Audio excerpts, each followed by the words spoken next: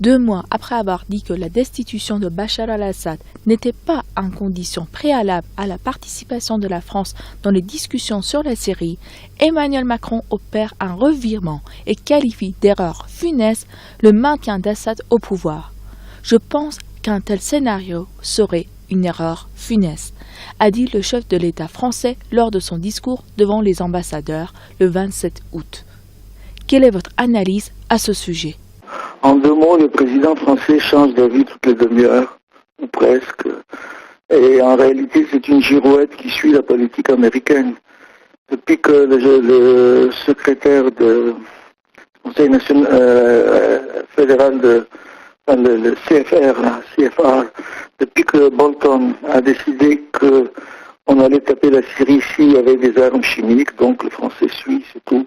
Il y a eu la fameuse déclaration qui a été faite par les Britanniques au nom de la France, de la Grande-Bretagne et des États-Unis, qui disait qu'on sévirait très durement en cas de gaz. Et ce qui est impressionnant dans les projets américains, parce qu'il y a eu plusieurs déclarations, il y a eu aussi la rencontre entre Bolton et son correspondant dans les services russes. Tout ça converge vers le fait qu'on veut organiser une attaque en apportant des armes chimiques. Et les Russes ont déclaré qu'il y a eu une société anglaise qui s'occupe de produits chimiques qui s'appelle Olive, qui dans un village très précis de la région de Idlib est en train de préparer un gazage en se faisant passer pour des casques blancs. Et donc tout est organisé pour qu'il y ait un incident factice. Et les Russes ont déclaré hier que sous 48 heures, c'est-à-dire d'ici à aujourd'hui à demain, il devait y avoir effectivement un événement dans le domaine chimique que l'on attribuerait évidemment au pouvoir syrien. Donc tout ça c'est cousu de fil blanc et comme on peut le craindre, Macron suit pas à pas la politique américaine, d'autant plus que le chantage qu'on lui a fait il y a 1 mois a dû le mettre au pas.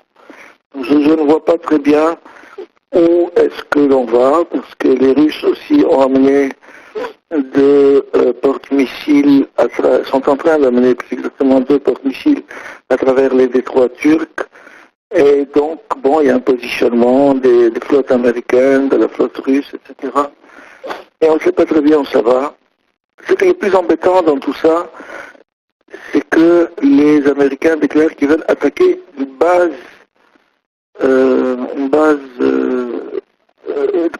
de l'économie syrienne. C'est-à-dire une autre façon de mettre à genoux le pays. Donc, comme disent les anglo-saxons, wait and see. Voilà. Pensez-vous que c'est une face-à-face de l'Occident vis-à-vis de la Russie ou vis-à-vis d'Assad? La Russie est un prétexte. En réalité, tout ce monde est aligné sur la politique israélienne qui veut détruire la Syrie. Et la Russie ne veut pas entendre parler de détruire la Syrie. Il y a une déclaration déjà qui date, je crois, de 2013 ou 2014 de Poutine qui disait « Je défendrai Damas jusque dans les rues de Moscou ». C'était très clair à l'époque. Et les autorités iraniennes sont exactement sur la même ligne, ne veulent pas entendre parler de la destruction, parce que aussi il y a la volonté de détruire le Hezbollah, qui est la seule force finalement qui véritablement donnait une leçon à Israël en 2006. Et ça, les Israéliens l'ont en travers de la gorge. Donc on a laissé faire dans le sud, du côté de Daraa, et pratiquement on essaye de remettre le même système du côté de Idlib. Parce qu'enfin, à partir du moment où le foyer qui existe à Idlib de takfiristes serait détruit, les Américains n'auraient plus aucun prétexte pour rester en Syrie. Ça, ils ne veulent pas en entendre parler, les Israéliens non